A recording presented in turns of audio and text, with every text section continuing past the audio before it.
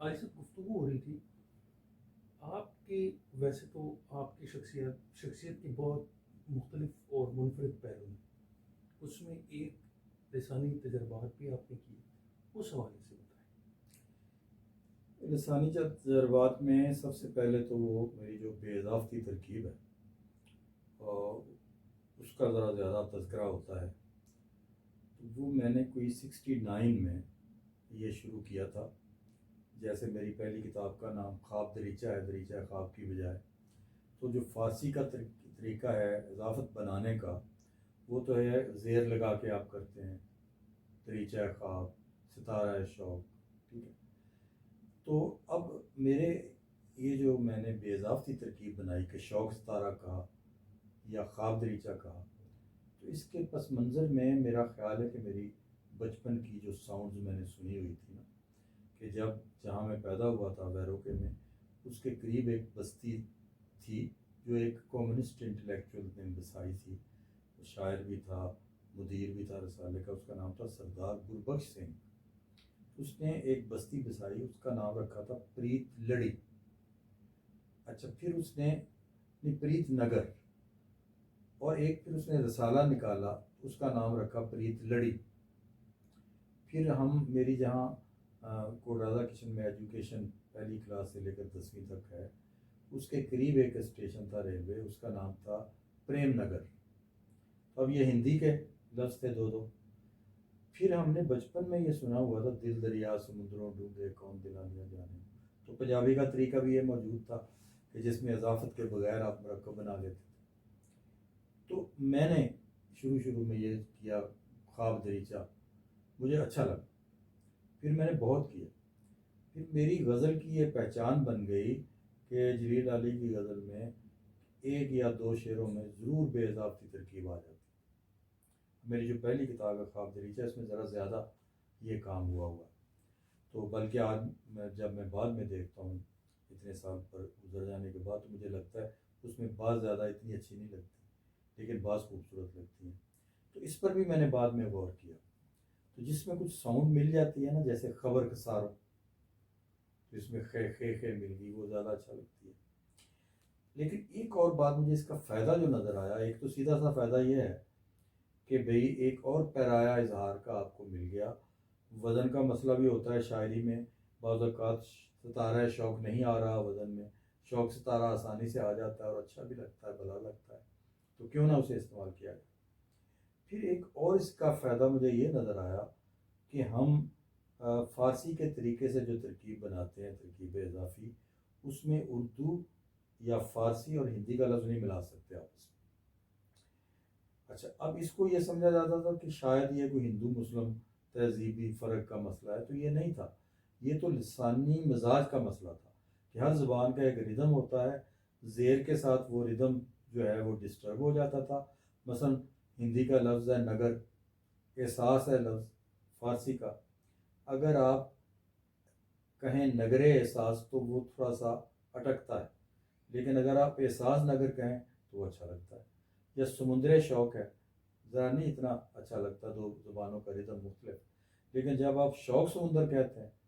تو وہ اتنا معیوب نہیں لگتا۔ اچھا، تو اس سے مجھے یہ سمجھ آئی کہ بھئی اچھا، پھر پہلے شروع میں تو لوگوں نے بڑی مخالفت کی اس کی، لیکن آہستہ آہستہ اس کی افادیت دیکھ کے اس کو سینئر شعراء نے بھی اپنانا شروع کر دیا، جونیئرز نے بھی اپنانا شروع کر دیا۔ اس کے بعد میں نے کئی اخباری کالموں کے نام اس طریقے سے دیکھے، کئی ٹیلی ویژن کے پروگراموں کے نام میں نے دیکھے، ادب ستارہ، ایک سخن ستارہ، اس طریقے کے نام۔ پھر کتابوں کے نام آنا شروع ہو گئے، پھر نظموں میں لوگوں نے، تو اب یہ کوئی معیوب بات نہیں سمجھی جاتی، اب یہ ایک پیرایا اظہار ہے، جیسے دوسری اضافتی ترکیب ہے، یہ بے اضافتی ترکیب بھی جو ہے وہ کوائن کرتے ہیں لوگ، بناتے ہیں اور لوگ۔ تو یہ ایک ہے میرا میجر۔ دوسرا میرا ایک یہ ہے کہ زیادہ تر میں نے بہت سارے جو اردو میں افعال بہت کم ہیں، تو میں نے بہت سارے اسماء کو افعال بنانا شروع کر دیا، جیسے اسارنا، یعنی دیوار تعمیر کرنے کو اسارنا کہنا، جیسے زنجیر سے زنجیرنا، جیسے شمار سے شمارنا، تو اس طریقے سے میں نے کافی بنا۔ اچھا، آسانی ہو گئی، بلکہ میں کہا کرتا ہوں کہ دیکھیں بعض اوقات ہم پنجابی ترجمہ کرتے ہیں لفظوں کا، مثلا ہم نے پرائیویٹائزیشن کا ترجمہ کیا نج کاری، اب اس سے مشتقات نہیں نکل سکتے، اگر آپ اسے نجیانہ کر لیں تو پھر نجیاؤ بھی بن سکتا ہے لفظ، نجیایا گیا بھی بن سکتا ہے لفظ، ٹھیک۔ اب جب آپ کہیں گے نجیایا گیا آسان ہے، نج کاری کی گئی آپ کو زیادہ لفظ استعمال کرنے پڑیں گے، تو اس سے ایک آسانی ہوئی۔ پھر ایک تیسری بات میں نے یہ کی کہ بہت سارے لفظوں کو میں نے اس طرح استعمال کیا کہ میں سے کا کے کی اڑ گیا، مثلا بوجھے کون سراب دریچوں چاند کہانی، سراب کے دریچوں میں سے کون چاند کہانی کو پوجے۔ اچھا اسی طریقے سے ان بارشوں چھتیں تو ٹپکنے لگی مگر صحنوں میں سایہ دار شجر جاگنے لگے، ان بارشوں میں ہو گیا نا، تو اس طریقے سے میں نے جو میں کا لفظ ہے نکال دیا اس میں سے۔ تو اس طرح کے تجربات میں، ایسے تجربات بھی ہیں کہ جس میں میں نے بے اضافتی ترکیب اور اضافتی ترکیب ایک ساتھ استعمال کر لی، یعنی پہلے دو لفظوں میں اضافتی ترکیب ہے، اس کے ساتھ تیسرا لفظ بے اضافتی انداز میں ملا ہوا، ٹھیک ہے، تو یہ کام بھی ہوا۔ پھر یہ ہے کہ میں نے پنجابی زبان کے بہت سارے لفظ جو ہیں وہ اردو میں استعمال کیے، جیسے وہ ہے کہ کسی بخشے ہوئے خلت کا جب بھی سوچتا ہوں مجھے اندر سے کر دیتا ہے لیرو لیر کوئی، تو اب لیرو لیر پنجابی کا لفظ ہے، میں نے اس میں استعمال کیا، تو وہ اچھے طریقے سے استعمال ہو جائے تو اچھا لگتا ہے۔ اچھا پھر اسی میں نے بعض لفظ بنائے، تو لفظ بنانے کا طریقہ یہ ہوتا ہے کہ آپ کیا کرتے ہیں کہ لفظ میں تھوڑی تبدیلی کرتے ہیں، مثلا میں نے پاگل پن سے پگلتا بنا دیا ایک لفظ، جیسے ہم اردو میں بورڈم سے بوریت بنا لیتے ہیں، تو کسی دوسری زبان کا لفظ جب آپ اپنی زبان میں لاتے ہیں تو ہر زبان کے لیے ایک لفظ بنا ہوا، مثلا فارسی میں اگر کسی دوسری زبان کے لفظ کو تھوڑا سا توڑ مروڑ کے لائیں تو آپ کہیں گے آپ نے اسے مفرسہ لیا ہے، یا آپ کہیں گے تفریس کر لی ہے۔ عربی میں اگر بدلتے ہیں کسی لفظ کو چینج کر کے تو آپ کہتے ہیں تعریف کر لی گئی ہے۔ اس طرح سے اردو میں ہم اگر کسی لفظ کو بدل کر لے آتے ہیں، اس میں چینج کر لیتے ہیں تھوڑی، تو ہم کہیں گے ہم نے تعریف کر لی۔ جیسے بہت سارے ہندی کے لفظ ہم نے اس کے ہجے بدل دیے، مثلا لفظ ہوتا ہے پتر، ہم نے پتر کر لیا پنجابی میں، اچھا اردو میں بھی اس طریقے سے لفظ ہوتا ہے سورج، ہم نے کبھی سورج نہیں باندھا، ہم سورج باندھتے ہیں، ٹھیک ہے، تو یہ فرق ہو جاتا ہے آپ اپنی زبان میں۔ تو میں نے بھی نئے لفظ بھی بنائے ہیں اردو کے، یہ میں نے اس کے ہاں آفتاب اقبال شمیم کے ہاں بھی دیکھا، وہ بھی لفظ قائم کرتے ہیں۔ تو شاعر چونکہ خلاق ہوتا ہے، تخلیق کرنے والا ہوتا ہے، اس لیے وہ زبان میں بھی یہ احساس دلاتا ہے کہ یہاں کسی تخلیق کار کا ہاتھ لگا ہوا ہے زبان کو۔ لغت کی زبان میں جو پوئٹری کی جاتی ہے اور انہی شیڈ میں کی جاتی ہے، معنوں کے شیڈز میں، وہ زیادہ کریٹو نہیں ہو پاتی، وہ بیانیہ سطح پر رہ جاتی ہے۔ تو جب آپ زبان کے ساتھ بھی تھوڑی سی تخلیقیت برتتے ہیں تو اس کا مزاج بدل جاتا ہے۔ درست ہو گیا۔ چالی صاحب آپ کی جو زیر طبع کتب ہیں اور جو آ چکی ہیں آنے والی ہیں اس کی تفصیل تھوڑی بتائیں۔ ہاں جی، آپ نے مجھے وہ یہ بھی کہا تھا کہ میں انتصاب بھی بتاؤں، کیونکہ آپ کا آرگنائزیشن کا نام انتصاب ہے، تو ہر کتاب کا انتصاب بتاؤں گا کس طرح۔ چلے دو تین چلے نہیں، میں بتا دیتا ہوں کہ میری زیادہ کتابیں ہیں ہی نہیں۔ یہ میرا پہلا مجموعہ ہے خواب دریچہ۔ اب یہ دیکھیں اس میں بہت ساری بے اضافتی ترکیبیں استعمال ہوئی ہیں، تو اس کا جو انتصاب ہے وہ میں نے اپنے بچوں کے اور بیوی کے نام کیا ہے، تو نک نیم میں نے ان کے استعمال کیے ہیں، اچھے میزو، پیارے صوبی اور اپنی مانا کے نام، تو یہ میں نے بیگم کے اور بچوں کے نام مانون کی ہے کتاب۔ اس میں وہ نظم شامل ہے دیباچے کے طور پر جو میں نے آپ کو سنائی تھی کہ تخلیقی عمل کیا ہوتا ہے، اور اس میں نے آپ کو بتایا کہ بہت سارے وہ جو ہے نا بے اضافتی ترکیب والے استعمال ہوئے ہیں لفظ، بوجھے کون سراب دریچوں چاند پہلی وغیرہ، کھودی یاد زمین تو نکلے خواب کھنڈر کتنے، گزرے کیسے کیسے ظالم لمحوں کے لشکر، کھودی یاد زمین تو نکلے خواب کھنڈر کتنے. ٹھیک ہے، آپ کنٹینیو کریں. اچھا، اب اسی طریقے سے یہ دوسری میری کتاب ہے، یہ اس کا نام ہے شوق ستارہ. اب اس کا جو انتصاب میں نے کیا وہ ایک نعتیہ میرا شعر ہے، وہ میں نے درج کیا ہے، جو میرا آئیڈیل ہے، ظاہر رسول اللہ صلی اللہ علیہ وسلم کی ذات گرامی ہے. وہ جس کا شوق سوچوں میں ستارے ٹانکتا ہے، اسی کے نام ہیں عالی میرے اظہار سارے. اب اس میں ایک اور دلچسپ بات، میں نے اس میں کسی کا کوئی دباچہ شامل نہیں کیا، میں نے صرف ایک ممتاز مفتی کا ایک چھوٹا سا اقتباس درج کیا ہے، یہ اس کے پشت پر، وہ میں آپ کو ضرور سنانا چاہوں گا. جی جی اچھا. اور وہ بڑی انہوں نے درست بات کی، مجھے لگا کہ انہوں نے بالکل ٹھیک کہا ہے.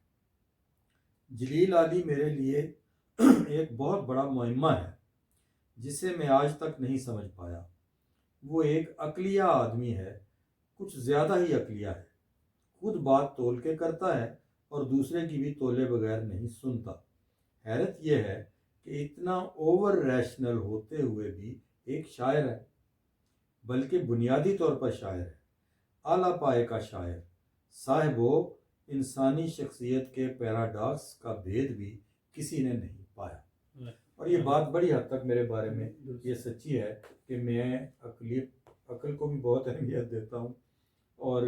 شاعر جو ہے میرے وہ بھی پوری طرح سے موجود ہے. اور میں نے یہ محسوس کیا ہے کہ شاعری آپ کے انٹلیکچوئل سیلف کو فتح کر کے آگے آتی ہے اپنے زور پر، کیونکہ اگر آپ کا ریشنل سیلف بھی آپریٹو ہو جس وقت آپ شعر کہہ رہے ہوتے ہیں تو اس سے شاعری ڈسٹرب ہو جائے گی. تو اگر آپ کی تخلیقی واردات اتنی گہری، اتنی پوٹینشیل اور اتنی جاذب نہیں ہے کہ وہ آپ کے انٹلیکچوئل سیلف کو ذرا پیچھے کر کے آگے آ سکے، تو اس وقت تک بات نہیں بنتی. تو آپ جتنا بڑا آپ کا انٹلیکچوئل سیلف ہے، اگر اس کو فتح کرنے والی اور اس کو تسخیر کرنے والی شاعری کو، اس سے آگے جانا پڑے گا. اور وہ جو میرا نقطہ نظر ہے کہ جو تخلیقی واردات میں دانش آتی ہے وہ آپ کی منطقی دانش سے بڑی دانش ہوتی ہے. اچھا، اس طریقے سے میرا تیسرا مجموعہ ہے عرض ہنر سے آگے. اس کا نام میری ایک غزل کے ایک مصرے سے نکلا ہوا ہے. وہ میرا شعر ہے کہ طلسم عکس و صدا سے نکلے تو دل نے جانا، یہ حرف کچھ کہہ رہے ہیں عرض ہنر سے آگے. اب اس کتاب کا جو ہے انتصاب، وہ بھی میں آپ کو عرض کر دیتا ہوں. یہ ہے وجود کی جملہ جہتوں پر جینے کا جتن کرنے والوں کے نام. ایک تو دیکھیں اس میں 3 جیمیں ریپیٹ ہوئی ہیں، جملہ کی، جہت کی، جینے کی، جتن کی، چار جیمیں. اچھا، اب اس میں وہ میرا نقطہ نظر بھی موجود ہے کہ ایک شاعر کے شاعری کی یعنی وقت کے جاننے کا پیمانہ یہ بھی ہے کہ یہ دیکھا جائے کہ وجود کی کتنی سطحوں پر وہ بیدار شاعری ہے. صرف ایک سطح ہے، 2 سطح ہے، زیادہ سطحیں ہیں. تو اب میں نے آئیڈیل میرا یہ ہے کہ وجود کی زیادہ سے زیادہ سطحوں پر بندہ الائی ہو، یعنی اس کی نفسیاتی سطح پر بھی، اس کی سوشو پولیٹیکل سطح پر بھی، اس کی مابعد طبیعتی سطح پر بھی، اسپریچول سطح پر بھی، کائناتی سطح پر بھی. تو وہ شاعری زیادہ کثیر ہوگی. اس کتاب کے اوپر آپ کو کوئی ایوارڈ؟ اس کتاب کو ماشاءاللہ 2 ایوارڈ ملے. 2007 میں یہ چھپی تھی. ایک احمد ندیم قاسمی ایوارڈ کی حقدار قرار دی گئی، اور دوسرا ایوارڈ جسے میں اور بھی زیادہ اہمیت دیتا ہوں وہ یہ تھا کہ 2005 سے لے کر 2007 کی کتابوں پر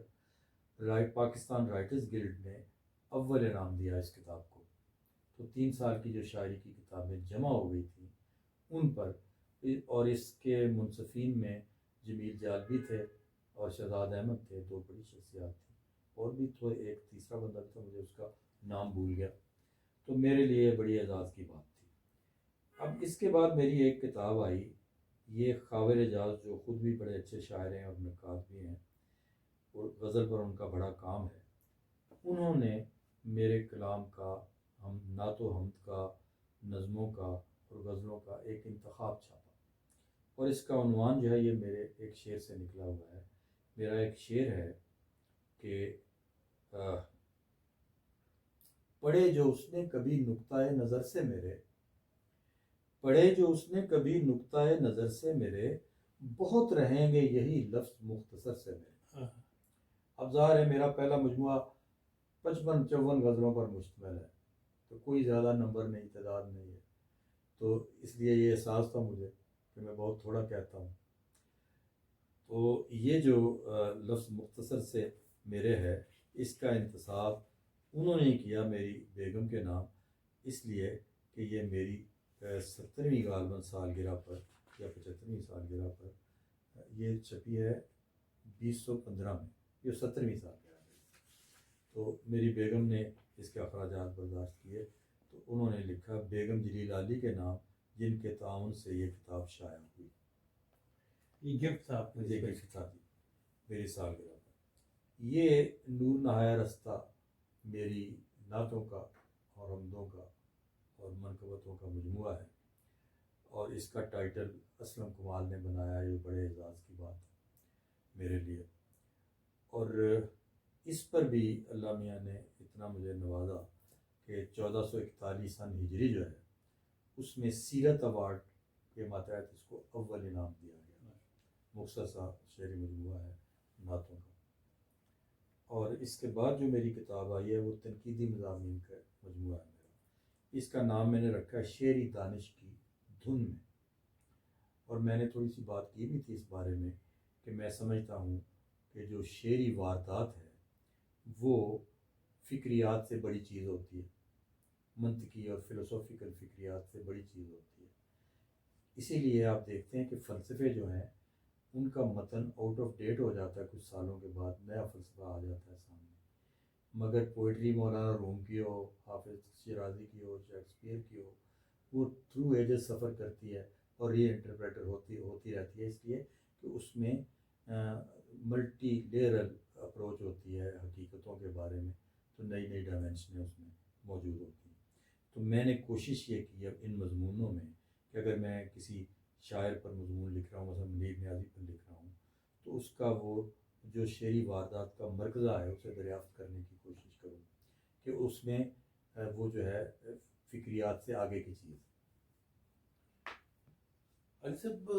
تنقید کے حوالے سے بات اگر ہم کریں تو آپ عصر حاضر میں کون سے نکات کو زیادہ نمایاں دیکھتے ہیں؟ میں اس کا جواب دیتا ہوں، لیکن اس سے پہلے آپ کے پہلے سوال کا آدھا جواب رہ گیا، آپ نے مزید کتابیں پوچھا تھا کہ کون سی زیر طبع ہے۔ تو ایک تو میری نظموں کی کتاب آ رہی ہے، بالکل وہ فائنل ہوئی پڑی ہے، ایک غزلوں کی آ رہی ہے، ایک پنجابی کا شعری مجموعہ آ رہا ہے، اور میرے مضمونوں کی بھی ایک کتابیں 2-3 اور بنیں گی، کیونکہ کافی مضمون میرے اور بھی ان پبلشڈ موجود ہیں، اور ایک اقبال کے حوالے سے جو مضامین اس کی میں الگ کتاب دوں گا، اور ایک میں نے عرض کیا پنجابی کا مجموعہ، تو ان کا نام جو ہے پنجابی کے مجموعے کا میں نے عشق دے ہور صاحب یہ رکھا ہے، اور نظموں کے مجموعے کا نام میں نے رکھا ہے منطق نہیں بنتی فی الحال، اور غزلوں کے مجموعے کا نام میں نے رکھا ہے ایک لہر ایسی بھی۔ اچھا، اور اسی طریقے سے وہ جو اقبال کے بارے میں مضمون ہوگا ان کا نام ابھی میں نے نہیں سوچا۔ اب آپ کے اس سوال کا جواب نہیں، اس سوال کو اس سے پہلے بھی آپ ایوارڈ کا بھی ذکر کر دیں جو آپ کو تمغات بھی ملے ہیں، اور مجھے سارے یاد نہیں ہیں، یہ ایک تو آپ نے بتایا تمغہ امتیاز گورنمنٹ کی طرف سے ملا، پھر مجھے اصل میں ایک تو لائف اچیومنٹ ایوارڈ کافی تنظیموں نے مجھے دیے ہیں، جس میں میاں محمد بھی ہیں، جس میں بیاض والوں کا بھی مجھے ملا ہوا ہے ایوارڈ، اس طرح تخلیقی تسلسل کا ایوارڈ بھی مجھے ملا ہوا ہے ان کا، اور کئی مجھے سارے یاد نہیں ہیں۔ پھر میرے اوپر کوئی 6 مقالے جو ہیں تحقیقی ایم اے اور ایم فل کے لکھے گئے ہیں، اور بھی ابھی کئی جہتیں میری پوئٹری کی باقی ہیں جن پر لکھے جا سکتے ہیں، تو یہ ہے مجھے وہ سارا میرے تعارف نامے میں موجود ہے۔ جی، میں اب سوال کی طرف آتے ہیں کہ تنقید کے حوالے سے جو نقاد ہیں عصر حاضر میں سب سے زیادہ بڑا نقاد جو ہے اپنے اردو کا وہ محمد حسن عسکری کو سمجھتا ہوں، اور اس کے بعد وزیر آغا ہیں۔ تو محمد حسن عسکری ایک اوریجنل آدمی تھے اور خود نتائج نکالتے تھے، وزیر آغا نے بہت عرصہ ویسٹرن کنسیپٹس کو متعارف کروایا، مگر عمر کے آخری 10-15 سالوں میں انہوں نے کنسولیڈیٹ کرنے کی کوشش کی اور اپنی جو اوریجنل تشکیلات کی فکر میں، اور وہ سامنے ان کی آ رہی تھی۔ اب اگر زندہ نکاتوں میں بات کریں، ابھی ایک نکات کی وفات ہوئی، وہ بھی بہت بڑے نکات تھے، لیکن وہ بھارت کے، یعنی شمس الرحمان فاروقی، بڑے وہ بھی ایک اوریجنل نکات تھے۔ حنف شمیم منفی بھی ہیں جن کا ہم نام لے سکتے ہیں۔ پاکستان میں مجھے اس وقت جو ایک لیڈر نکات اگر میں کسی کو کہہ سکوں تو وہ ناصر عباس نیر ہے۔ وہ ابھی بہت زیادہ عمر کے نہیں ہیں،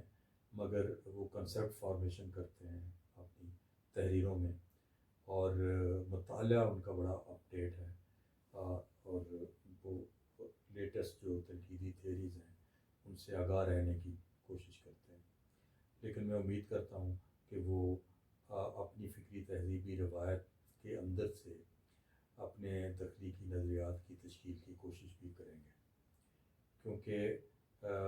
باہر کی ادبی روایات سے جو تخلیقی تھیریز بنتی ہیں وہ بہر صورت ان کی اپلیکیشن زیادہ باہر کے لٹریچر پر ہی ہوتی ہے، تو ہمارے لٹریچر پر آسانی سے، جیسے ابھی بات کر رہے تھے پہلے ہم کہ اقبال کا جو شعری واردات ہے اس کی تشریح کے لیے، اس کی تفہیم کے لیے ناکافی ہیں جو باہر کی تھیریز ہیں۔ اب تو وہ تھیریز جو ہیں وہ بھی بہت ساری سوالیہ نشان لیے ہوئے ہیں، مثلا پوسٹ ماڈرنزم کی تھیری جو جس کے ماتحت آج کل زیادہ تحقیقیں ہو رہی ہیں، اسی طریقے سے فیمنزم کی ہے، اس طریقے سے پوسٹ کلونیلزم کی ہے، تو وہ محدود دائرے کی تھیریز ہے۔ تو جو تھیری تخلیقی واردات کی جملہ جہتوں کا احاطہ نہ کر پائے وہ ادھوری تھیری ہے، تو ان کو مطالعات میں آپ شامل کر سکتے ہیں، ایکڈیمک مطالعات ان کے ذریعے سے آپ کریں، لیکن کریٹیو تھیری جو ہے، لٹریری تھیری وہ ہوگی جو کریٹیو ایکسپیرئنس کے ساتھ اعتنا کرے پوری طریقے سے۔ علی صاحب یہ بتائیں، تراجم کے حوالے سے آپ کی کیا رائے ہے؟ تراجم ہم اکثر گفتگو ہوتی رہتی ہے کہ تراجم جو ہے ایک زبان سے دوسرے زبان میں اگر تراجم ہوتے ہیں تو وہ مفہوم جو ہے وہ تو قاری تک پہنچ جاتا ہے، لیکن وہ روح جو ہے وہ اس طرح سے ٹرانسفارم نہیں ہو سکتا۔ اصل میں اس میں مترجم پر بہت کچھ منحصر ہے۔ آئیڈیلی اسپیکنگ تو یہ بات بالکل ٹھیک ہے کہ کریٹیو متن جو ہوتا ہے اس کا ترجمہ 100% پاسبل نہیں ہوتا، کیونکہ پہلی بات یہ ہے کہ دونوں زبانوں کی جو لسانی مزاج ہیں ڈفرینٹ ہوتے ہیں، ان کے کلچرل بیک گراؤنڈ ڈفرینٹ ہوتی ہے، بعض کا پوری تفہیم ہی نہیں ہوتی آپ کی، تو بعض اس کلچر میں کیپیبلٹی نہیں ہوتی ایک کلچر کی تھیمز کو اس میں منتقل کیا جا سکے آسانی کے ساتھ، تو پھر اس میں متبادل ڈھونڈتا ہے طریقہ کوئی جو کریٹیو مترجم ہوتا ہے۔ اب کریٹیو مترجم میں یہ خوبی ہوتی ہے کہ اگر وہ دونوں زبانوں کے مزاج سے واقف ہے اور ان کی کلچرل بیک گراؤنڈ سے واقف ہے تو وہ کوئی رستہ ڈھونڈتا ہے کہ ابھی اگر لفظی ترجمے سے وہ بات حاصل نہیں ہو رہی تو وہ ایڈیم دریافت کرتا ہے دونوں زبانوں میں کہ ایک زبان کا دوسری زبان میں منتقل کرنے کے لیے کون سا استعمال ہوگا، تو بعض کا ممکن ہے وہ امیج بدل دے، لیکن اس کی کوشش یہ ہوتی ہے کہ وہ تخلیقی احساس جو ہے وہ قارئین تک پہنچائے جو اوریجنل زبان میں تخلیق میں موجود تھا، تو اس سے بعض اوقات نئی جہتیں بھی پیدا ہو جاتی ہیں۔ مثلا فٹز جیرالڈ نے جو ترجمہ کیا روایاں عمر خیام کی روایوں کا، تو وہ ایک ریکریشن ہو گئی، وہ ایک نیا فلیور پیدا ہو گیا ان میں، ایسے بھی ہوتے ہیں، تو وہ بات بالکل ٹھیک ہے، کیونکہ ایک زبان کا آہنگ ہوتا ہے، ایک زبان کی ثقافتی تہذیبی بیک گراؤنڈ ہوتی ہے، اس کی روایت ہوتی ہے، تو مثلا بعض کا بڑے اس میں لطیفے پیدا ہوتے ہیں۔ مثلا آپ یہ کہتے ہیں کہ بھی اس دکاندار کے ساتھ میرا کوئی حساب کتاب نہیں ہے، اگر ترجمہ کرنے والا یہ کر دے کہ I have no books and mathematics with that shopkeeper، تو ظاہر ہے وہ ترجمہ تو نہیں ہوگا نا، اس طرح کے لطیفے بھی پیدا ہو جاتے ہیں۔ تو سر پھر اگر آپ اس اثر کی بات کرتے ہیں تو ہمارے قرآن پاک کی مختلف زبانوں میں تراجم ہوئے، تو وہ پھر مفہوم کیسے؟ آپ دیکھیں، پہلی بات ہے قرآن مجید نے خود ہی کہا ہے کہ میں شاعری نہیں ہوں، ٹھیک ہے، اور دوسرا دعویٰ قرآن مجید نے یہ کہا ہے کہ میں کھول کھول کر باتیں بیان کرتا ہوں۔ درست۔ اب یہی ریلیجس متن میں اور شاعری میں بنیادی فرق ایک یہ ہوتا ہے کہ شاعری تہہ دار ہوتی ہے اور ملٹی لیئرل ہوتی ہے، اور بعض اوقات اس میں وہ ایریاز بھی ہوتے ہیں جو ذرا بلرڈ ہوتے ہیں، ٹھیک ہے، اور یہ جو مذہبی متن ہوتا ہے یہ بات کو اس طرح سے پگھلا دیتا ہے اور اتنے واضح دو ٹوک قسم کے الفاظ میں بیان کرتا ہے کہ وہ جب دوسری زبان میں بھی منتقل ہوتے ہیں تو وہ اتنے ڈیفیکلٹ نہیں ہوتے، مثلاً سوائے متشابہات کے۔ ٹھیک۔ اب قرآن مجید میں یہ کہا جاتا ہے نا کہ کچھ بینات ہیں، کچھ متشابہات ہیں۔ جو بینات ہیں ان کے ٹرانسلیشن میں تو کوئی پرابلم نہیں ہے، مثلا قل هو اللہ احد اللہ الصمد لم یلد ولم یولد ولم یکن له کفوا احد، واضح واضح باتیں ہیں کہ وہ واحد ہے، کیوں ترجمہ اس کا کیا مشکل ہے، اس کو کسی نے نہیں جانا کیا ترجمہ اس کا مشکل ہے، ٹھیک ہے، لیکن وہ متشابہات جو ہیں وہ اس میں گنجائشیں ہوتی ہیں کہ بھی آپ شاید کسی ایک لفظ سے ان کا ترجمہ نہ کر سکتے ہیں، اس کی تشریح کی ضرورت پڑے۔ تو اب اس کا اس سے بڑا اور کیا ثبوت ہوگا جو الوحی متن ہوتے ہیں قرآنی متن کا، کہ یہ معجزہ نہیں تو اور کیا ہے کہ آپ دوسری زبانوں میں بھی اس کا ترجمہ کرتے ہیں تو اس ترجمے کو پڑھ کے لوگ مسلمان ہوتے ہیں، یعنی اس میں اتنا پوٹینشیل منتقل ہو جاتا ہے کہ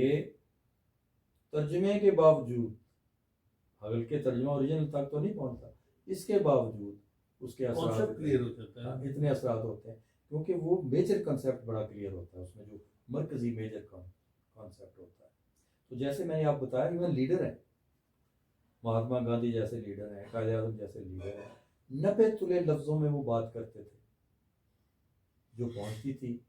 دو ٹوک پہنچتی تھی اس کا تیسرا معنی نہیں نکالتے تھے آپ۔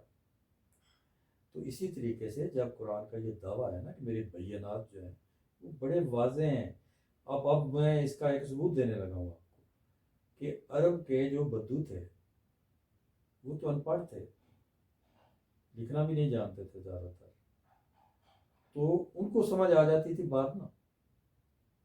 اب پیغمبر کا بھی یہی کمال ہوتا ہے